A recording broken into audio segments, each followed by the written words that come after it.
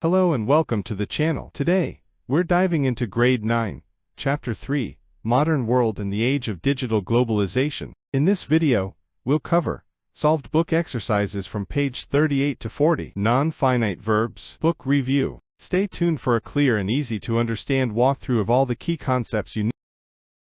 Alright, let's move on to question 1 from page 38 of your book. In this question, we have to look at each sentence carefully and decide whether the word or phrase in italics is a participle, a gerund, or an infinitive. A quick reminder before we begin: a participle looks like a verb but acts like an adjective. A gerund is a verb ending in ing that functions a noun. An infinitive is the base form of a verb with to, like to eat, to read, to learn. Now, let's look at each sentence and figure it out together, one by one. Nice and easy. Ready? Let's go.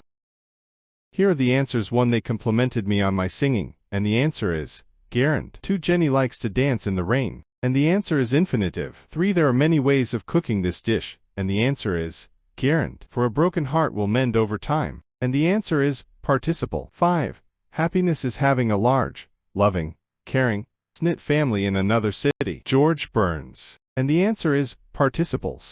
Let's move ahead. 6. Traveling is good for the mind. Answer, gerund. 7. To arrive on time, Sam took the metro. Answer, infinitive. 8. We do not have the funding to build the proposed sports facility. Answer, infinitive. 9. The students were confused by the professor's lecture. Answer, participle. 10. Agreed to wait for a better time. Answer, infinitive.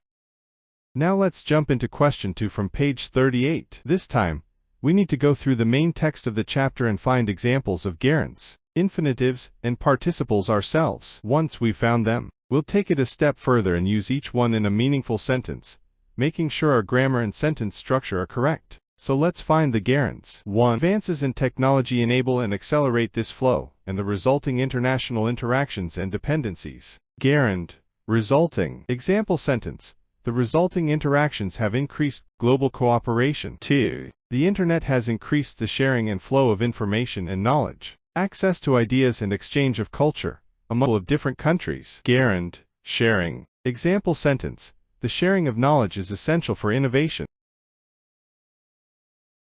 Let's now look for infinitives. 1. From the text, it can make it easier for people to access raw materials, products and services. Infinitive, to access. Example sentence: many people use the internet to access educational resources. 2. From the text, in business, the term is used in an economic context to describe integrated economy marked by free trade, the free flow of capital among countries and easy access to foreign resources, including labor markets, to maximize returns and benefit for the common good. Infinitive, to maximize. Example sentence: we work hard to maximize our success in school. Now let's find out the participles from the chapter. 1. From the text, it plays a very important role in shaping human mind. Sentence: media is shaping public opinion in powerful ways today. 2. From the text, the increasing importance of economic, cultural and technological integration. Increasing, describes, importance. Noun. New sentence: we are concerned about the increasing number of online scams. Next up, we have a quick but powerful book review of Animal Farm by George Orwell, a classic that's more than just a story about animals. Whether you're reading it for class or just curious about world politics in story form, Animal Farm is a must-read. Let's take a closer look at its key themes, characters, and what makes this book so relevant even today.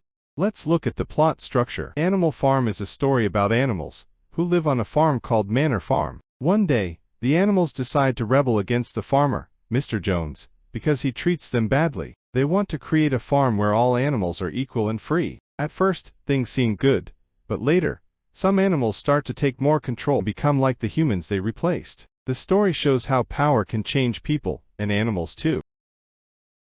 So here are the main characters of the story. Napoleon, a pig who becomes the leader. He is smart but greedy and cruel. Snowball, another pig who wants to make the farm better, but is forced out by Napoleon. Boxer, a hard-working horse, who always says, "I will work harder." Squealer, a pig who speaks for Napoleon and convinces the animals to believe lies. Old Major, the wise pig who inspires the animals to rebel. Now let's review the writing style. George Orwell writes in a very simple and clear way. The story is easy to follow, but it has deep meanings behind it. The animals speak and think like humans, which makes the book interesting. The story also uses symbols to represent real-world people and ideas. Orwell's use of clear language helps readers of all ages understand the serious messages hidden within. So let's now understand the theme of the story. The main theme of the book is power and corruption. It shows how leaders can become selfish and forget about fairness. It also talks about how people, or animals, can be tricked and controlled. Another theme is equality and how it can be lost when some take more than others. These themes reflect real political issues and help us understand human behavior in society. So here is review of language and tone of the story. The language is simple but powerful. The tone of the book changes over time, from hopeful at the beginning to dark and serious at the end. At first, the animals are excited about freedom, but later they are confused and sad as things get worse. So here is the critical analysis of the story. Animal Farm is not just a story about animals. It's actually a political story that talks about real history. The author uses the farm and animals to represent a time in history when people were ruled unfairly. This makes the book special because it teaches a lesson in a creative way. It warns us to be careful about who we trust and how power can be misused. Orwell cleverly shows how good ideas can turn bad if people are not watchful. So now let's conclude the story. Animal Farm is a smart and powerful story that uses animals to teach real-life lessons. Even though the book is short and easy to read, it gives us a lot to think about. It talks about fairness, honesty, good and bad leadership, and how people can be tricked. The story shows how things can go wrong when some people, or animals, take too much power. It also reminds us to always ask questions and not believe everything we are told. I think this book is great for students, teachers, and anyone who wants to learn more about how power works in the world. It is a story that stays in your mind and makes you think deep. I hope you found this video helpful and easy to understand. If you learned something new today, don't forget to like the video, share it with your classmates, subscribe to my channel for more educational content. See you in the next lesson.